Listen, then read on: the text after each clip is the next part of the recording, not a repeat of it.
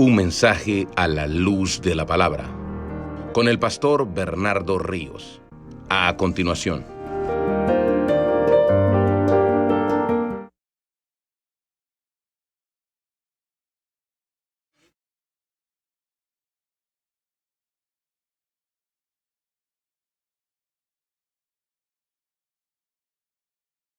Marcos capítulo 2, versículo 18. Espero que estén teniendo una buena mañana, hermanos.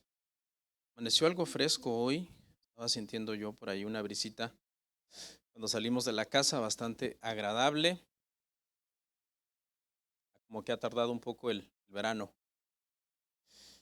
el calor en venir. Marcos 2, 18, ¿lo tenemos?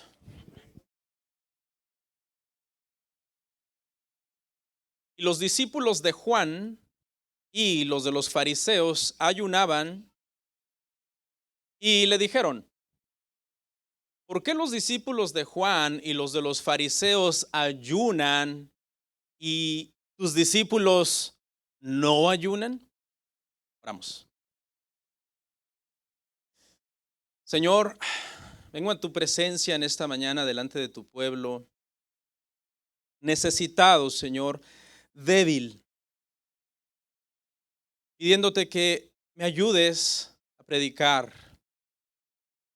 Tu Espíritu Santo dirija, Señor, este tiempo, este momento, no solo dirigiéndome a mí para hablar correctamente tu palabra, pero también dirigiendo a tu iglesia, Padre, a tu pueblo, para que presten atención, Señor, y se concentren para oír tu palabra. Señor, hoy es un día muy especial para nosotros. Hoy celebramos Santa Cena juntos. Es una bendición grande poder participar del pan, poder participar del vino, que representan tu cuerpo, Señor, que fue dado, que fue crucificado, que fue lacerado, esa sangre que fue derramada en el madero para el perdón de nuestros pecados. Ayúdanos, Señor. Es una convocación muy solemne venir a la mesa y comer contigo. Habla de comunión, habla de santificación, habla de discipulado, de que hemos tomado la cruz y estamos dispuestos a seguirte, Señor. El camino que iniciamos el día que nos bautizamos, lo estamos recorriendo cada día, cada año y cada mes y cada semana cuando celebramos la cena, Señor. Cada día. En el nombre de Cristo Jesús te doy gracias. Amén. Amén. ¿Pueden sentarse, hermanos?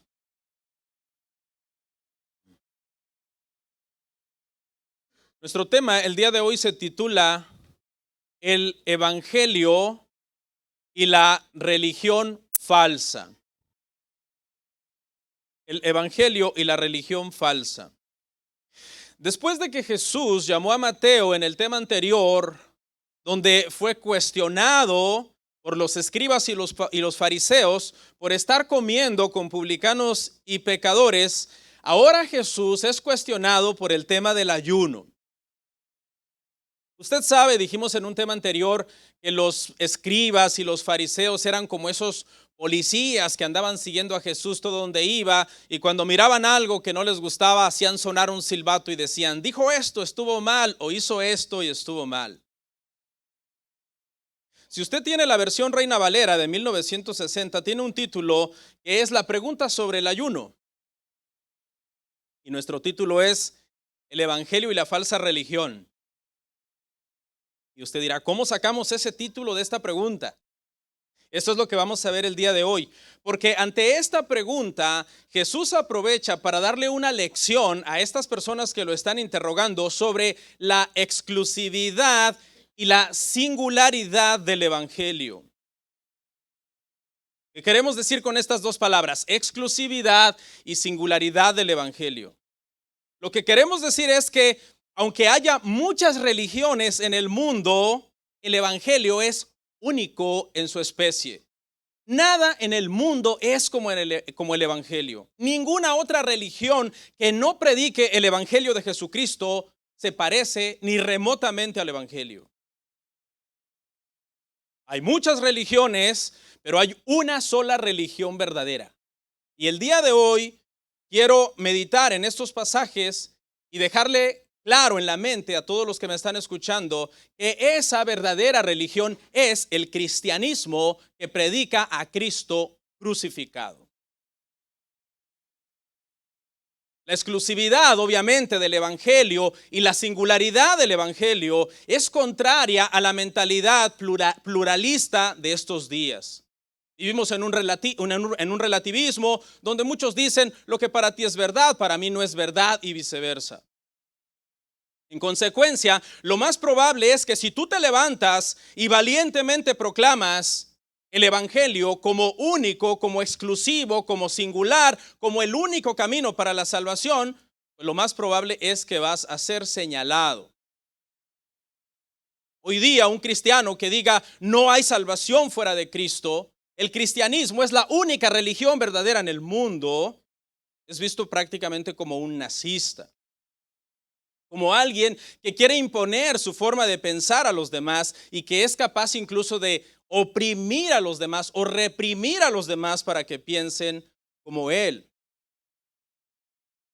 Pero mi postura hoy es que podemos parecer muy cerrados de la mente ante los demás, sin embargo, podemos asegurar con confianza por la autoridad de la Escritura que el Evangelio es exclusivo. Donde la gente allá afuera diga, todas las religiones llevan a Dios, nosotros podemos firmemente decir, la Biblia dice, Cristo es el camino, la verdad y la vida, y nadie va al Padre sino a través de Él. Donde mucha gente allá afuera pudiera decir, hay muchos dioses, nosotros podemos afirmar categóricamente, hay un solo Dios verdadero, es el Padre de nuestro Señor Jesucristo, es el dador del Espíritu Santo, creador de los cielos de la tierra, y Él ha dicho, yo Jehová soy el único Dios y fuera de mí no hay otro Dios. Donde allá afuera mucha gente pudiera decir, hay muchos libros sagrados que dicen la verdad, nosotros podemos decir firmemente, la Biblia es el único libro sagrado, por eso Cristo dijo, santifícalos en tu palabra es la verdad. Vamos a ver Marcos capítulo 2, verso 18 al 22. Son solamente 5 versículos. Y en este pasaje, Jesús deja en claro la exclusividad del Evangelio frente al judaísmo apóstata de los días en que Él vino. Y por extensión, frente a cualquier otro sistema de religión humana, llámese Islam, llámese hinduismo, llámese budismo o incluso otras sectas más modernas como los testigos de Jehová, los adventistas o los judaizantes. El Evangelio es único. Y ninguna de esas religiones y sectas que acabo de mencionar le llega ni a los talones al Evangelio. No hay salvación fuera del Evangelio. Vamos a ver 3 cosas. En primer lugar, vamos a ver cómo la falsa religión persigue a Jesús. Verso 18.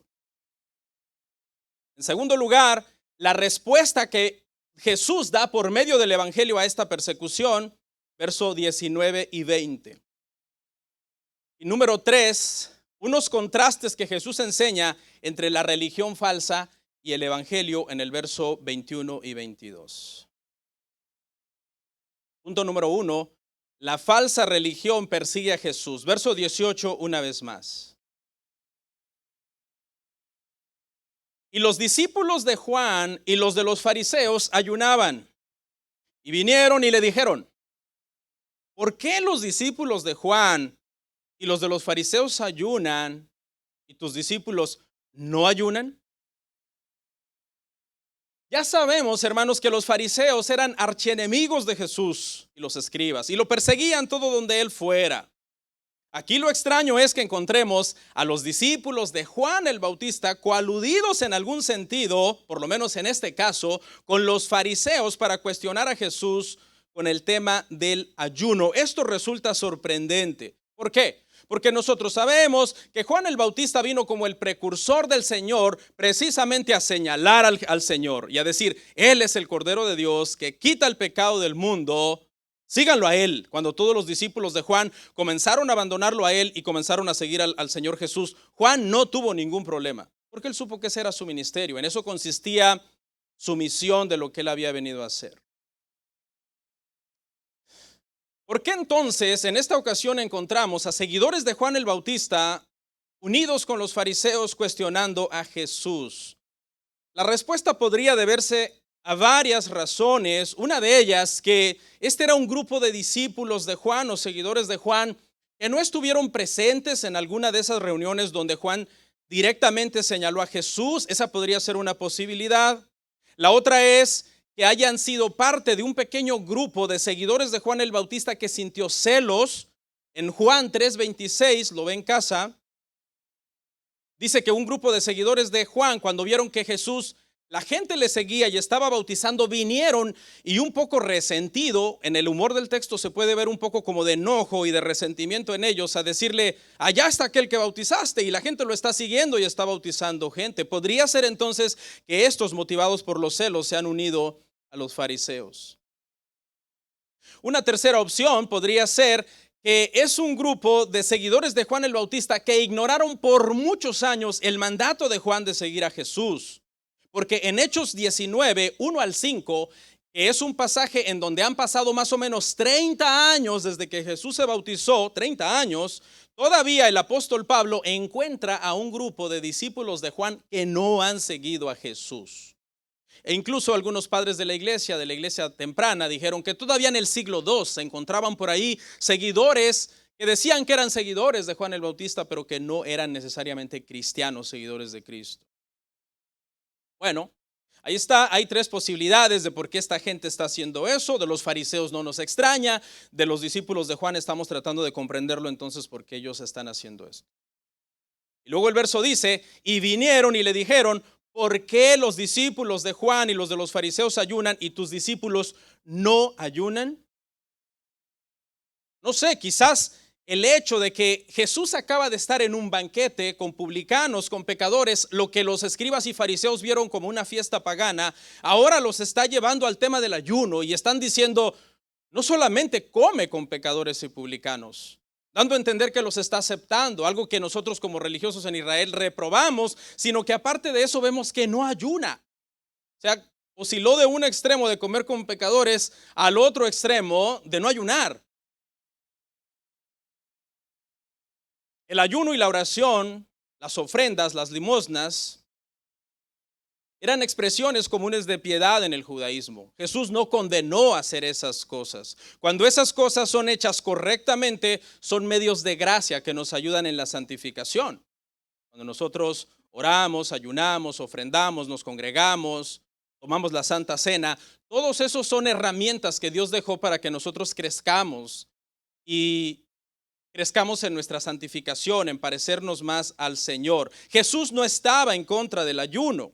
Jesús lo que estaba era en contra de hacer alarde, de usar estos medios de gracia para la jactancia, que era algo típico de los fariseos. Ayunar y demudar el rostro. Como, ay, estoy sufriendo por la causa del Señor, mírenme qué santo soy. Jesús no dijo, nunca ayunen. Jesús lo que advirtió fue en contra de ayunar por los propósitos equivocados, con un corazón incorrecto. Los piadosos ayunaban por amor a Dios. Podemos encontrar piadosos en el Nuevo Testamento, como aquella profetisa, ¿verdad? Ana, en Lucas 2:36, que dice que era una mujer que hacía muchos años que había quedado viuda y ayunaba al Señor y sus ayunos eran agradables al Señor. Pero Ana no estaba dando testimonio de sus ayunos, eran otras personas las que daban dando testimonios de los ayunos de Ana. No, los fariseos ellos mismos daban testimonio de sus ayunos y de cuánto ayunaban. El Antiguo Testamento, hermanos, menciona muchos ayunos, ¿ok? Muchos casos de gente ayunando y también menciona diferentes tipos de ayuno. Pero le voy a decir algo y espero que lo pueda comprender. Voy a tratar de que lo comprenda. La mayor parte de ayunos de las que habla el Antiguo Testamento eran ayunos descriptivos. Es decir, se están contando solamente cómo alguien ayunó, por qué ayunó, bajo qué circunstancia ayunó y cómo ayunó, pero no es que lo está mandando, que el que está leyendo ese pasaje lo haga. A eso me refiero con descriptivo. ¿Ok? Por ejemplo, Esther hizo un ayuno especial porque estaban bajo presión. Nehemías hizo un ayuno especial porque el pueblo estaba destruido, las murallas, el templo. Daniel hizo un ayuno especial también. Esos son ayunos descriptivos que la Biblia nos está contando que ellos hicieron. Tantos días, de tal manera, por esta razón. Pero no son ayunos necesariamente que se nos están mandando a nosotros. Eso me refiero con descriptivo. Y le voy a citar el clásico ejemplo que uso para explicar esto, para que alguien no lo vaya a malentender. Y el clásico ejemplo es cuando Hechos nos dice que los discípulos de los apóstoles vendían sus casas y traían el dinero a los pies de los apóstoles. Es algo descriptivo. La Biblia nos está contando qué hacían los discípulos, por qué, bajo qué circunstancias, con qué propósito. No le está diciendo a usted, usted tiene que hacer como ellos, vender sus casas y traer el dinero al pastor. No está diciendo eso. Simplemente te está contando algo. Mucha gente de repente cuando llega a ciertas fechas del año dicen, voy a hacer el ayuno de Daniel. Está bien, yo no estoy diciendo no lo hagas. Pero no es necesariamente algo que Dios te está mandando a hacer. Tú deberías tener una razón por qué estás ayunando, ¿no? Daniel tenía sus razones. Ese era el ayuno de Daniel. El Antiguo Testamento te lo está simplemente describiendo. Ahora, no se confunda, porque la Biblia también habla de ayuno prescriptivo. Descriptivo es que te está contando simplemente y no te lo está mandando. Descriptivo es que te lo está contando y te lo está mandando, que lo tienes que hacer. Y en el Antiguo Testamento por lo menos encontramos un ayuno prescriptivo, que era un ayuno al año, el día de la expiación. Veámoslo en Levíticos 16:29. Dice, y esto tendréis por estatuto perpetuo. En el mes séptimo, a los 10 días del mes, esa frase que iluminé en amarillo, afligiréis vuestras almas. Una mejor traducción es no comer. Dice, y ninguna obra haréis, ni el natural, ni el extranjero que mora entre vosotros. Este es el único ayuno prescriptivo en el Antiguo Testamento. El Antiguo Testamento solamente manda un ayuno al año en el día de la expiación. Este ayuno ya no está vigente para nosotros. ¿Por qué? Porque no tenemos día de la expiación. ¿Ok? Nosotros no celebramos esa fiesta porque nosotros entendemos que esa fiesta se cumplió cuando Cristo fue a la cruz del Calvario y murió en nuestro lugar y nuestros pecados fueron expiados por medio de su sacrificio. Pero este ayuno era mandado obviamente a los israelitas hasta que esa fiesta se cumpliera. Esa fiesta se cumple cuando Cristo viene y esa fiesta es quitada de en medio. Todas estas sombras y figuras que señalaban al que había de venir dejaron de ser y tener un propósito cuando vino el que tenía que venir. No estoy diciendo con esto que nunca ayune, porque obviamente, repito, Cristo nunca estuvo en contra del ayuno. Hay días que uno tiene que ayunar, hay circunstancias que uno tiene que ayunar, hay situaciones por las que uno tiene que ayunar alguna vez. En tiempos de Jesús, los fariseos ayunaban mucho, pero no porque lo mandara el Antiguo Testamento. ¿Cuántos ayunos les mandaba el Antiguo Testamento a los fariseos? Uno. ¿Cada cuándo? Al año. Pero ellos ayunaban mucho. ¿Qué quiere decir? Ellos habían añadido al mandamiento sus propias reglas, su propio ascetismo, con tal de ser más santos. Le habían añadido a la escritura. Por lo menos las escrituras nos deja ver que ayunaban 2 veces por semana. Según eruditos, ayunaban los lunes y los jueves desde las 6 de la mañana hasta las 6 de la tarde. Eran ayunos pesados. Si usted alguna vez ha hecho un ayuno seco, sin agua, sin nada, de 6 de la mañana a las 6 de la tarde, no es un paseo. Especialmente si uno tiene el mal hábito de estar come y come. Y lo podemos ver, obviamente, esto comprobado por la Escritura, Lucas 18:12. Mire lo que decía el fariseo en esta parábola del fariseo y el publicano. Ayuno 2 veces a la semana. Doy diezmos de todo lo que gano. La parte que marqué que me interesa en amarillo es para comprobarle que sí, según los eruditos, los fariseos ayunaban 2 veces por semana y están impresionados que ellos están ayune y Jesús y sus discípulos están come y come. Hay ayunos voluntarios que podemos hacer. En el cristianismo el ayuno no ha sido abolido, no ha sido quitado. Lo que ha sido es enseñado correctamente. Mucha gente dice, ay, tengo que hacer el ayuno de Esther, el de Daniel, el de Nehemías, el de Jesús, el de Elías, el de Moisés. Eso es descriptivo, no prescriptivo, hermanos. ¿Habrán días que hay que ayunar, dijo el Señor? Sí, de tristeza, de aflicción, de persecución, de dolor, de meditación, para santificación, etcétera, pero por las razones correctas. Son ayunos voluntarios que se relacionan con la tristeza, con el dolor, con el pecado, con la búsqueda sincera de la comunión con Dios. Los ayunos motivados por el fariseísmo son abominación delante de Dios. Son, hermano, despreciables. Miremos Isaías 58, 3 al 4. Isaías 58, 3 al 4 dice, ¿por qué dicen ayunamos y no hiciste caso? Humillamos nuestras almas y no te diste por entendido.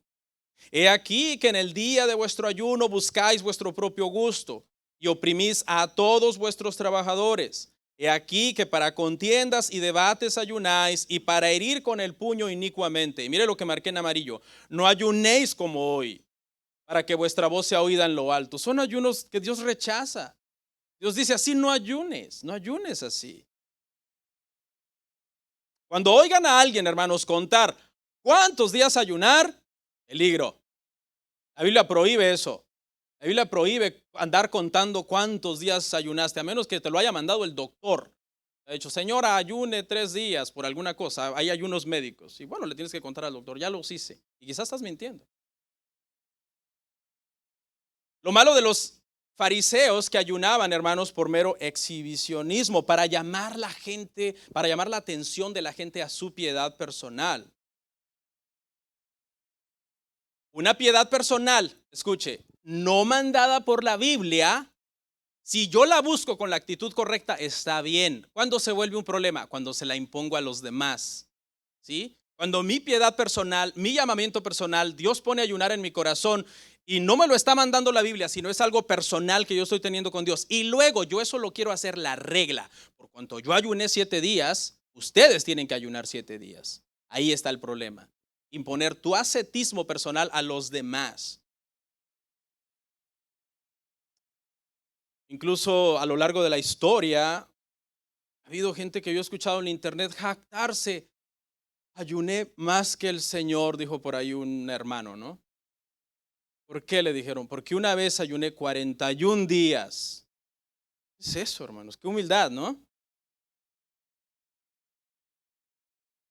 Así que para concluir en este punto, entonces entendemos que el verdadero origen de que estas personas están acusando a Jesús de no ayunar, no es que Jesús está violando el ayuno de la ley. ¿Ok? Porque solamente hay un ayuno y Jesús no está violando ese ayuno. ¿Qué ayuno está violando Jesús según los fariseos? El que ellos han impuesto 2 veces por semana, lunes y jueves, de 6 de la tarde a 6 de 6 de la mañana, perdón, porque sería muy ilógico ayunar de noche, ¿no? 6 de la tarde a las 6 de la mañana, si hasta yo soy bueno. No, mejor aclaro antes de que se confundan, ¿no? Y digan al ratito a las 10 de la noche, entro en ayuno hasta mañana a las 6 de la mañana. No, de 6 de la mañana a 6 de la tarde. Esa es la regla humana creada por los fariseos que Jesús no está cumpliendo y están furiosos por eso. O hipocresía y legalismo, entonces, la razón por la que estaban persiguiendo a Jesús y no amor a Dios y deseo de santificación personal. La falsa religión, hermanos, siempre va a perseguir a la religión verdadera. De hecho, muchos han visto una figura de esto que acabo de decir en Caín y Abel. Caín representa a la religión falsa, la religión de las obras, la religión que trata de agradar a Dios por sus mismos medios, por medios ascetas, y Abel representa a la fe, al que simplemente cree. No es que no obra, porque ya sabemos que obramos, pero obramos después de que creemos. Somos aceptados, nuestro ayuno es aceptado porque creemos. No es que somos aceptados porque ayunamos. ¿Sí ve la diferencia? Escuche, no es tu santificación personal la que te lleva a Cristo. Es Cristo el que te lleva a una santificación personal. Esa es la aproximación correcta. Punto 2. La respuesta del Evangelio. La respuesta del Evangelio. Marcos 2, 19 y 20. Aquí es donde Jesús les responde a los fariseos y su acusación. Lo están persiguiendo. Y Jesús les dijo, los que están de bodas ayunar mientras está con ellos el esposo? Entre tanto que tienen consigo al esposo, no pueden ayunar. Pero vendrán días cuando el esposo les será quitado y entonces en aquellos días ayunarán. ¿Sí ve? Jesús no está en contra del ayuno. Jesús entendía que sus discípulos iban a tener tiempos de persecución, de aflicción. Él no iba a estar con ellos y ellos iban a tener que ayunar. El Señor utiliza, hermanos, una ilustración de una boda para responderles. La enseñanza de Jesús es tan maravillosa, ¿no? Siempre llena de ilustraciones, siempre llena de metáforas, siempre llena de parábolas. Jesús tenía una sabiduría a nivel popular para traer todas estas ilustraciones a la teología e insertarlas de una manera tan maravillosa que revelaban muchas verdades espirituales, ¿no? Jesús dice, ¿acaso pueden los que están de bodas ayunar mientras está con el esposo? Una boda judía típica, hermano, incluía que todos los amigos más cercanos del esposo eran responsables de organizar la boda, de organizar la comida, de organizar un banquete prácticamente. Todos los amigos del esposo tenían que preparar la fiesta, preparar la comida, organizar los días que iba a durar el banquete. Era un banquete que duraba 7 días. Era una fiesta larga, hermano, esa boda. Esto hacía entonces que hubiera una ley rabínica que prohibía ayunar en los tiempos de boda. O sea, en los tiempos de boda estaba prohibido ayunar. La disposición rabínica decía más o menos algo así. Decía, todos los que están al servicio del novio quedan relevados de todas sus prácticas religiosas que puedan reducir su alegría. Así decía la disposición rabínica. Dijimos, el ayuno era para momentos de dolor, de aflicción, de reflexión, no para una boda, porque una boda era un acontecimiento que gozoso, un acontecimiento festivo. ¿Qué es lo que representa esta boda, hermanos, en este pasaje? Representa el gozo del evangelio. Representa el gozo de la salvación, la plenitud de la vida espiritual, el poder estar con Cristo, gozoso, completo, pleno, lo tengo todo. Él obtuvo mi salvación plena y completa en la cruz. Incluso era considerado una falta de respeto ayunar en una boda. Era tomado como mala educación. Si tú eras invitado a una boda y ayunabas, era una descortesía de tu parte. Yo también me sentiría ofendido. Si preparé comida y un montón de gente llega ahí con una cara larga diciendo, hoy estoy en ayuno, santidad Jehová. Claro, mi comida se va a perder. Cristo es el esposo en esta boda. La esposa son todos los que han venido por medio de la fe. La boda habla de comunión perfecta entre Dios y todos los pecadores redimidos por la gracia. La falsa religión está desde fuera porque no tienen a Cristo. Querían impresionar a Dios con sus obras. Estaban cuestionando a la verdadera religión, a la iglesia, a Cristo y los santos que están gozándose por la salvación por fe que han obtenido por medio del evangelio. Jesús usó la expectativa, entonces, el gozo que acompaña a una boda para ilustrar ¿qué gozo? El gozo que nosotros obtenemos en su presencia. Porque es por medio de Cristo que nosotros tenemos entrada, hermano, directa ante el trono del Padre. Hay gozo, hay deleites a la diestra del Señor. Por eso es que Jesús dice, en todo este contexto histórico que les acabo de contar, es que Jesús dice, entre tanto que tienen consigo al esposo, ¿qué dice Jesús? No pueden ayunar, no deben ayunar. Incluso hay una ley rabínica que lo prohíbe, porque es un momento de fiesta, es un momento de gozo. Hoy, las personas que se casan, lo primero que hacen a medianoche es desaparecerse e irse a una luna de miel, ¿no? Ya todos los invitados se quedan ahí recogiendo y limpiando. Antes no era así. La boda duraba 7 días. Eran 7 días que representa numerológicamente hablando, si lo quisiéramos ver así, plenitud, ¿no? Estar completos en Cristo. Una boda era un tiempo de mucha alegría. En aquel entonces la gente por lo regular no tenía tanto acceso a comida, tanto acceso a estar simplemente descansando, de fiesta. Así que para la gente de aquel entonces, hermano, no era tiempo de lamentarse, era tiempo de gozarse. No eran refrigerios que se daban de una manera frecuente y ahora se tendrían que aprovechar. Pero mire lo que dice Jesús, mire cómo termina la nota con una advertencia. Jesús dice, pero vendrán días cuando el esposo les será quitado y entonces en aquellos días ayunarán. ¿A qué se refiere esto? El esposo les será quitado. Acuérdese, los fariseos están señalando a Cristo, que Cristo está con sus discípulos, haciendo milagros, sanando gente, predicando el evangelio, gente siendo salva, y los fariseos se levantan y lo señalan, no ayunan. Luego dice Jesús, ahorita no ayunan porque yo estoy con ellos, pero les seré quitado y ayunarán. ¿A qué se refiere Cristo? Se refiere a la cruz. Les iba a ser quitado, iba a ser llevado a la cruz y pasarían los discípulos por un momento de aflicción, de lamento, de dolor. Y Cristo se los advirtió. Una noche antes en el aposento alto les dijo que ellos llorarían y lamentarían por lo que estaba a punto de suceder, porque el novio con el que estaban en las bodas iba a ser crucificado. Miremoslo en Juan 16:20.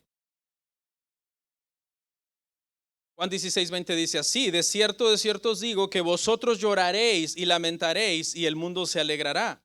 Pero aunque vosotros estéis tristes, ¿qué dice? Vuestra tristeza se convertirá en gozo. Mire lo curioso. Están en bodas y les dice, vendrá aflicción. Pero luego les dice, después de la aflicción, vendrá gozo. Porque dígame, ¿qué pasó 3 días después de la crucifixión de Cristo? Cristo se levantó de entre los muertos. ¿Y qué pasó entonces con todos los ayunos que los discípulos hicieron, pero después de la resurrección? Ya no fue para ganar el favor de Dios. Tenían el favor de Dios. ¿Fue para qué? Para adorar a Dios. En los momentos de aflicción, en los momentos de persecución, cuando vemos el libro de los Hechos, vemos a los discípulos ayunando en algunas situaciones y en algunas circunstancias difíciles. Pero ya ni siquiera es algo que hay un versículo que nos diga tales días, de tal hora a tal hora, ustedes van a ayunar. Ya no está en el Nuevo Testamento, sino que es algo que queda a cada cristiano al momento que está viviendo y al Espíritu Santo que le está guiando dentro de él. Quiero aclarar entonces que podemos seguir ayunando, incluso congregacionalmente podemos seguir ayunando, pero ya no es por las razones incorrectas como ayunaban los fariseos. El ayuno deshonra a Dios si consideramos que por medio del ayuno vamos a ganar a Cristo para que sea nuestro novio. ¿Por qué estaban en las bodas estas personas con Cristo? ¿Porque ayunaron mucho? No, estaban porque creyeron en Él. Por eso estaban con Cristo. Ninguna cantidad de ayuno, oración, legalismo de parte de nosotros nos pueden hacer ganar el favor del Señor, hermano. El ayuno que honra a Dios es el ayuno que busca comunión con Él, no unión. Y le voy a explicar la diferencia. ¿Qué nos une al Señor? Nuestra fe. Es lo que nos une. ¿Sí? Estamos unidos con Cristo por creer. ¿Qué es lo que buscamos al ayunar? Comunión, relación, ya no unión. El ejemplo clásico es el ejemplo del matrimonio, ¿no? ¿Qué hace que un hombre y una mujer estén unidos? Pues el matrimonio, la boda, un papel, un certificado, que es legal y es lícito porque Dios puso al gobierno, los unió. ¿Qué es lo que hace que tengan mejor relación? Su comunión, ¿no? Su conversación, el agradarse unos a otros. ¿Qué pasa si la comunión se daña? Digamos, no tienen mucha comunión. ¿Se rompe la unión? No necesariamente. La unión, siguen estando unidos. Alguien puede estar durmiendo en una recámara y el otro en otra recámara, pero siguen ¿qué? Unidos. Lo que se ha perdido es la comunión. Cuando nosotros ayunamos en el cristianismo actualmente, nosotros no estamos buscando unión con Cristo. Ya estamos unidos a Él por la fe. Lo que buscamos es relación, ¿verdad? Agradarle, adorarle, abstenernos de los alimentos porque estamos diciendo, no son más importantes que tú. Y creo que en este momento de prueba y de aflicción necesitaría yo sensibilizarme espiritualmente para poder discernir algunos asuntos que están pasando ahorita en mi vida y que tú me des sabiduría. ¿Sí? Ese es el entendimiento correcto del ayuno desde las Escrituras, hermano. Estamos unidos a Cristo ya. Hay muchas metáforas de esta unión. Por ejemplo, Él es la vid, nosotros somos ¿qué? Las ramas, los pámpanos, unión. Él es el esposo, nosotros somos la esposa, unión.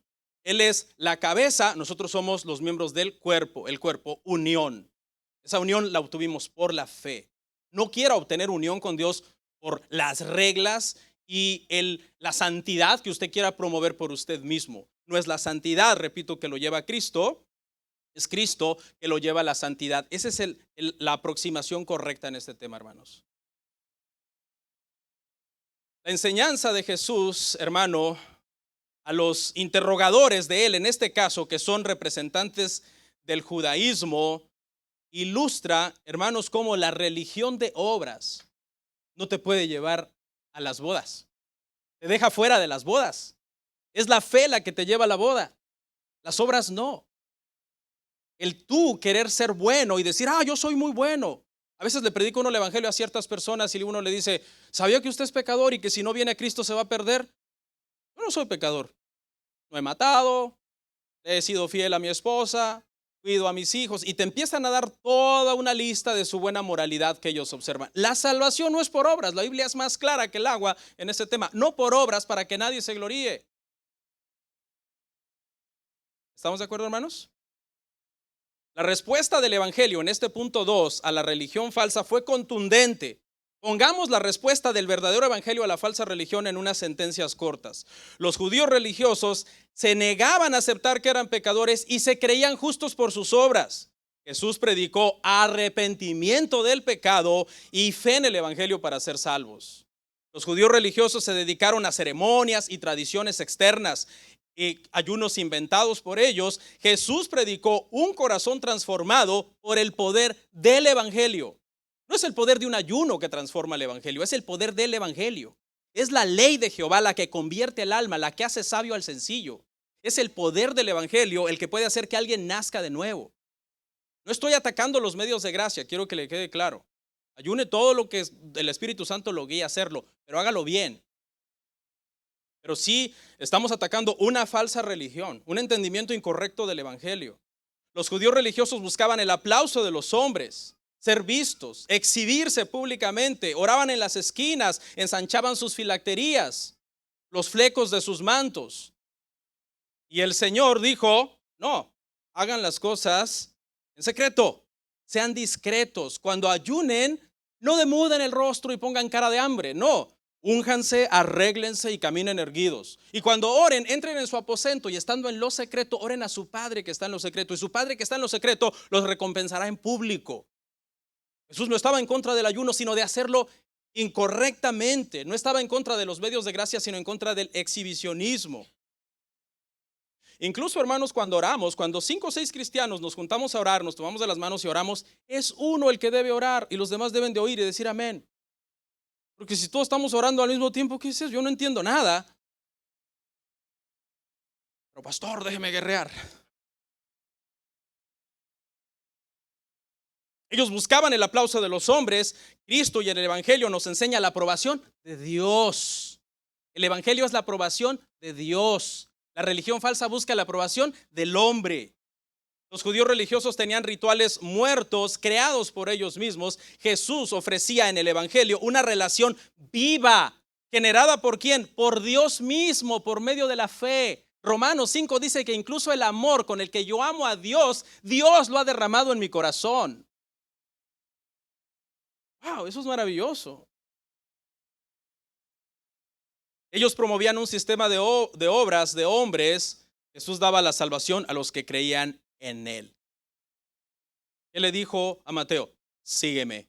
Este pasaje cuando uno lo lee parece que está fuera de pensamiento. Uno dice como que no sigue el pensamiento de Mateo. Está en perfecta armonía con Mateo, que es nuestro tema último, y con el paralítico, que es nuestro tema penúltimo, que a los dos les perdonó sus pecados por la fe y entraron a las bodas con él por la fe, no por las obras.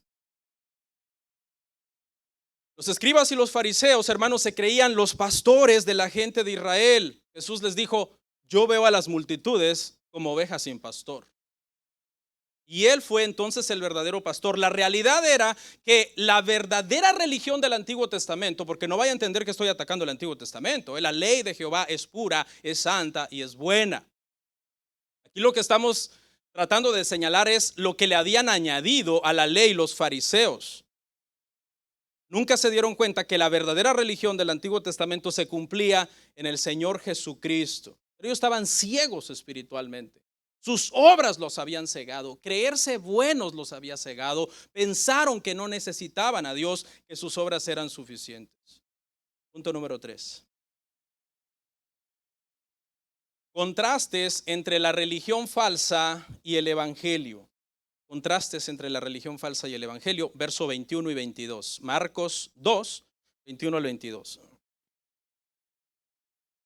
Nadie pone remiendo de paño nuevo en vestido viejo.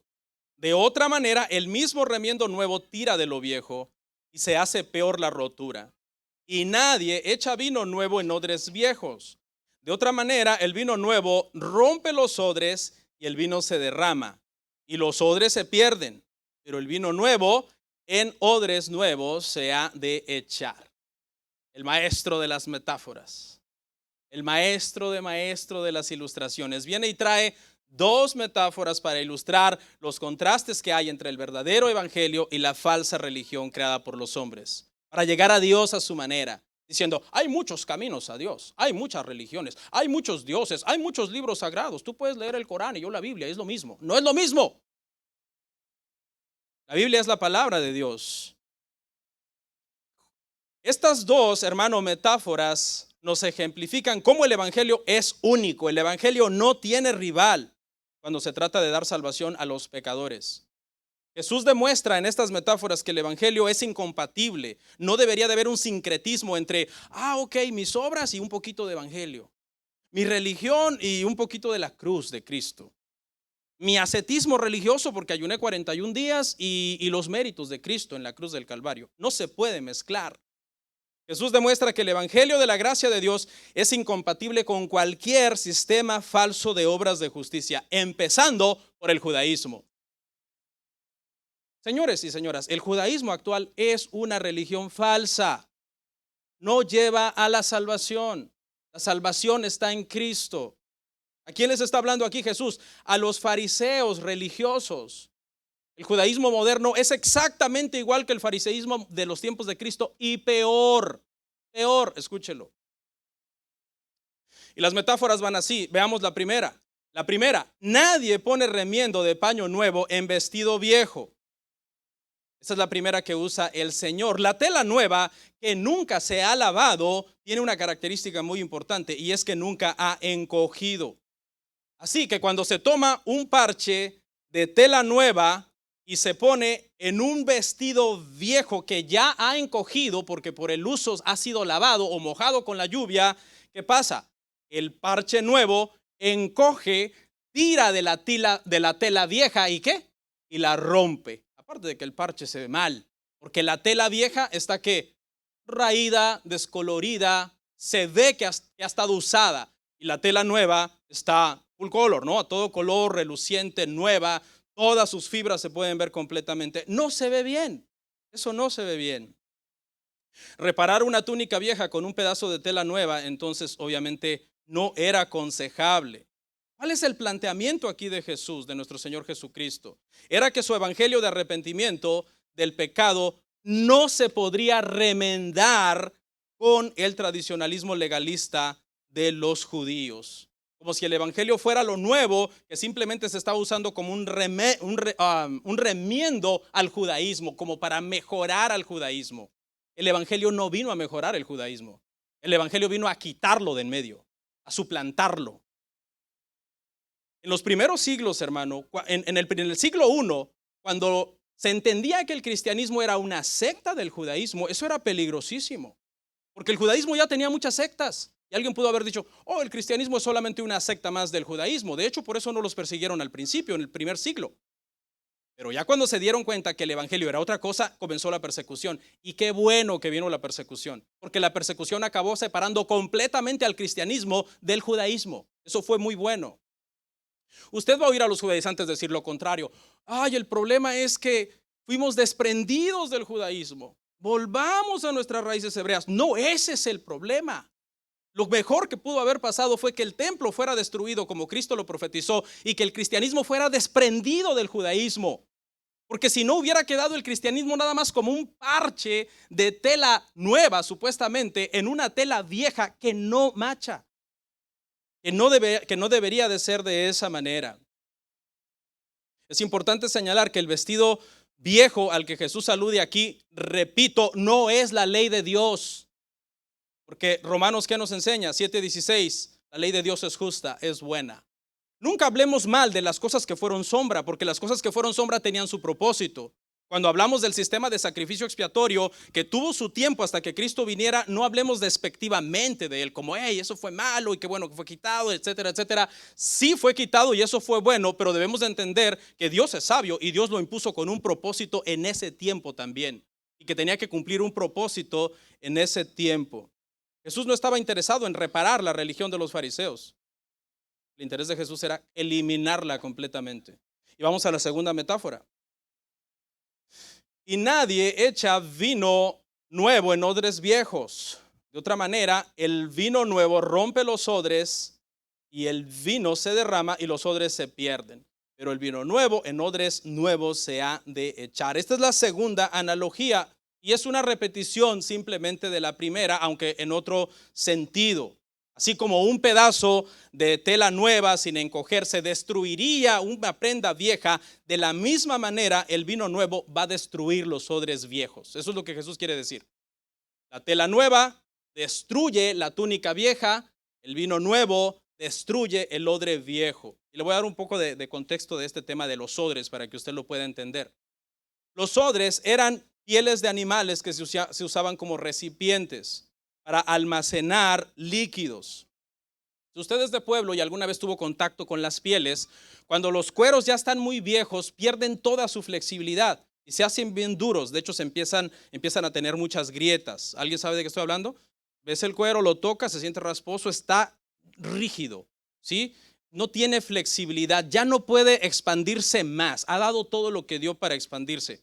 ¿Cuál es el detalle con el vino nuevo? El vino nuevo, cuando entra en el proceso de fermentación, porque es nuevo, no ha pasado toda su fermentación, comienza a soltar una serie de gases. Y esos gases provocan entonces que se infle. ¿Okay? Y esa presión de esos gases iba a provocar que el odre, como el odre ya no podía dar más, ¿qué pasara? Se rompiera. El odre se rompía y el vino, ¿qué? El vino se derramaba.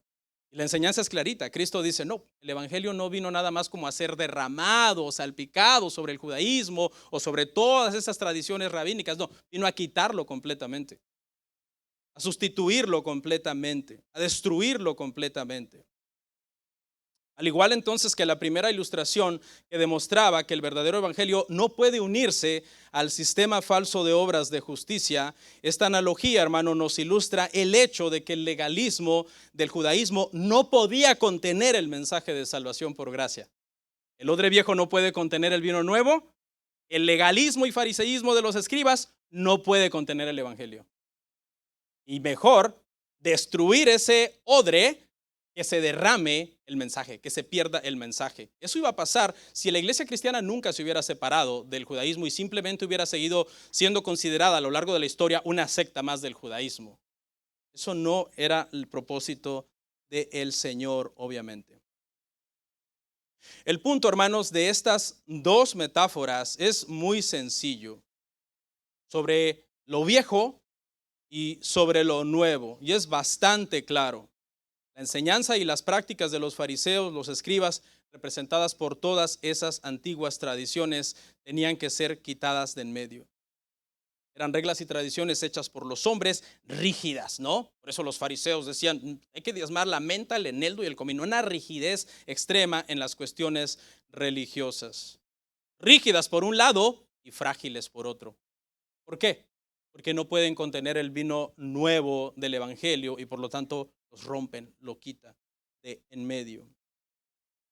El parche nuevo y el vino nuevo representan la enseñanza de Jesús, el evangelio, el arrepentimiento. ¿De qué? ¿Arrepentimiento de qué, señores? Del pecado. La fe, ¿en qué? En el evangelio.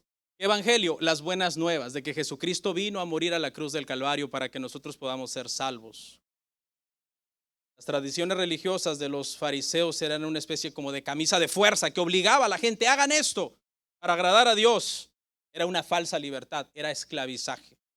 El único mensaje verdadero de salvación que da libertad en Cristo es el evangelio y de verdad genera el perdón para las personas. Cualquier otro mensaje que no sea este evangelio, el evangelio de la cruz, es falso y no lleva al cielo, lleva al infierno. Por eso, hermanos, es que dentro de esta inocente pregunta donde los fariseos y los discípulos de Juan cuestionan el tema del ayuno, hay algo muy profundo y nos deja ver la exclusividad entonces del evangelio. Quiero cerrar con esto.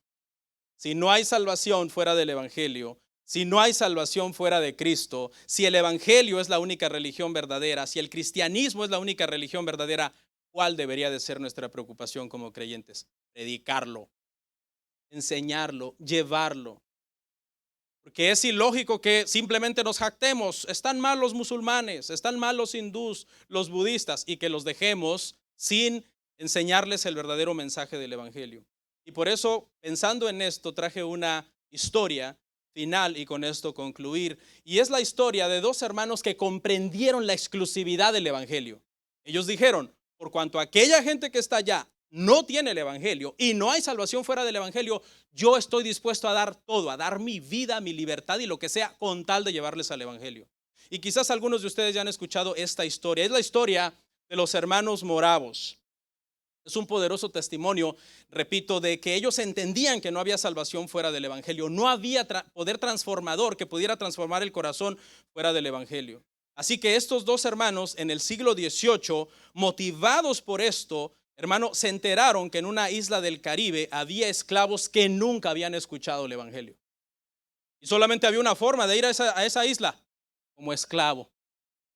¿Y sabe qué decidieron hacer estos hombres? Conmovidos por esta necesidad de que estos esclavos conocieran a Cristo, decidieron venderse a sí mismos como esclavos para poder vivir entre los esclavos y poder predicar el mensaje de salvación a esa gente. La dedicación, hermano, de los hermanos moravos ejemplifica la creencia en la exclusividad del evangelio, pero puesta en práctica, porque si no, es mera teoría. Vamos a orar. Comparte, suscríbete, dale like. Gracias por tu sintonía. Hasta la próxima. Bendiciones.